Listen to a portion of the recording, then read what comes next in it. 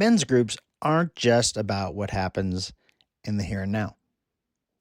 They're about building a legacy that echoes for generations.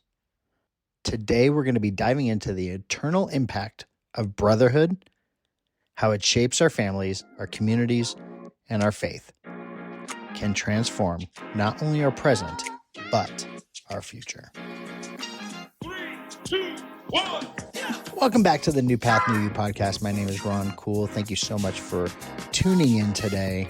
And today's the last episode in this 6-part series around men's groups.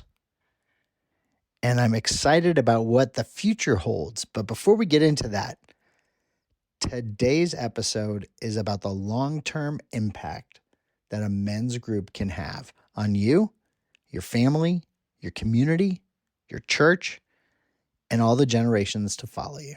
It's about the legacy that you leave behind and how men's groups can shape your life.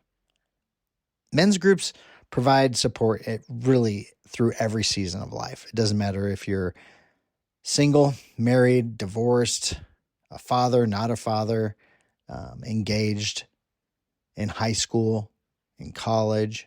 It doesn't matter. It's about community and chasing God together and holding each other accountable to make sure what you're doing lines up with God's word and pushes you to be the best version of you and who God is calling you to be in your life. They shape your spiritual journey, leaving that lasting impact on your family and community. I've shared through this whole podcast, you can go back years, and you can see how the journey has impacted my family, my wife, my kids, how they study the Bible. They're aware that I lead a men's group. I found on social media, you know how Facebook does these memories. And one of my favorite memories popped up the other day where it was me saying shh to the camera, and I couldn't find Rogan.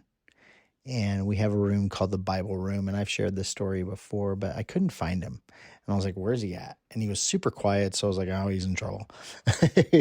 You know, for anybody that has kids, like, you know what I'm talking about. But I couldn't find him. Looked all over the place. And then I kind of saw him, and I found him in the Bible Room, and I walked up to him. I go, hey, Rogan, what are you doing? He goes, I'm reading my devotional, which is sweet and cute. He can't read at that time, but he was doing what he sees his parents do. So that spiritual journey and that lasting impact I'm talking about, he sees his parents do these things. He sees me studying for a Bible study. He sees me seeking God. So then in turn, he is doing the same thing. So I'm going to read Exodus 14 through 16, and you have to kind of back up a little bit. This is where the Lord is asking Moses to go and speak. And he's like, I will help you speak. But Moses was very afraid. He didn't trust himself, and he didn't want to do it. So let's just go to there. So now, Exodus 4:14 through 16. When the Lord's anger burned against Moses, he said, what about your brother Aaron the Levite? I know he can speak well. He's already on his way to meet you, and he will be glad to see you.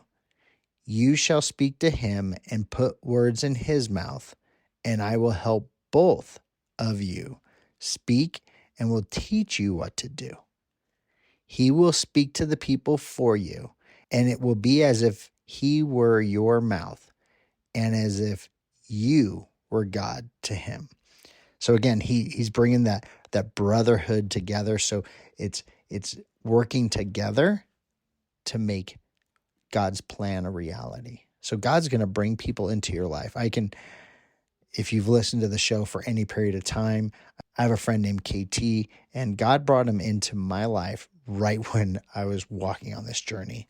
And he really helped me grow spiritually, chase God the right way, respond to things the right way. He was my mentor on things. And I've surrounded myself with other men that are doing the same thing. So Moses and Aaron had a partnership and a brotherhood that led Israel through the wilderness. So maybe if you're not confident enough yourself for what God is doing, once you get in this group, maybe somebody in this group, I've shared a couple podcasts ago where if somebody was struggling through something, there was another man in that group that had already been through that, succeeded through that, came out on the other side, which then gave hope to that other person that, okay, I can do this. I can get through this struggle. I can get through this problem. I can get through this trauma. That's what these men groups can do for you. It can heal. But more importantly, it's going to change who you are and change who you are to your family. Don't just save what you learn at these groups and keep it hidden. Don't put a bowl over the lamppost. Share it. Share it with your family. Implement what you're learning. Implement things. Talk to your family. Get them involved. Because the legacy that you leave behind, it's the spiritual impact of your faith journey on the future generations of your family. My wife and I prayed for a year straight, and I'm pretty sure we still pray, but it was a year straight every single day to break generational curses. We wanted future generations to not go through some of the stuff. And I can't remember where I heard it, but if you don't take care of all the stuff that you're dealing with right now, all the sin or all the hard, your kids will have to.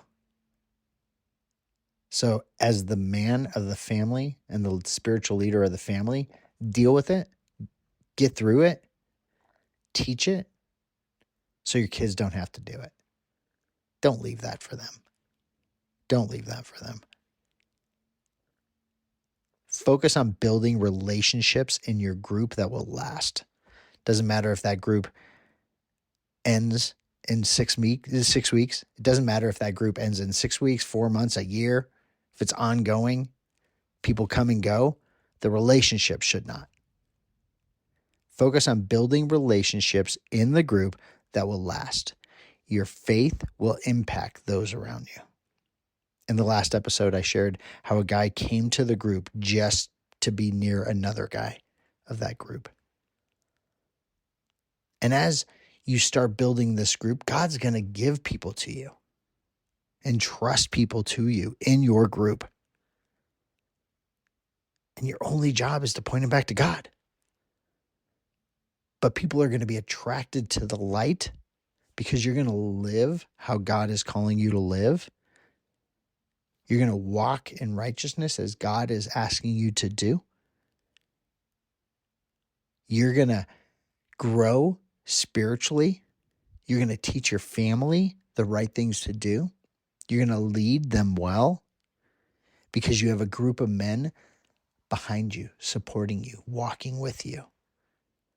So if you need your arms lifted up, they're there to lift them up. And then there's going to be a time that you're going to be there to lift up their arms when they need it. You're going to be the one making sure they're okay. You're checking up on them. And then there's times they're going to be checking up on you to make sure you're okay. How are you doing? How's that accountability going? Because brotherhood leaves a legacy. It shapes our lives. It shapes our generations. So what legacy are you leaving? Is it a legacy you want to leave? Or is it something you have to work on? Only you can answer that. I would love to connect with you more. Head over to newpathnewYou.com. Let's connect. I'd love to hear your story. Love to hear what you're working on. And I'd love to hear how groups has impacted your life. So connect with me, share your story. I want to hear from you. Till next week, have a blessed week.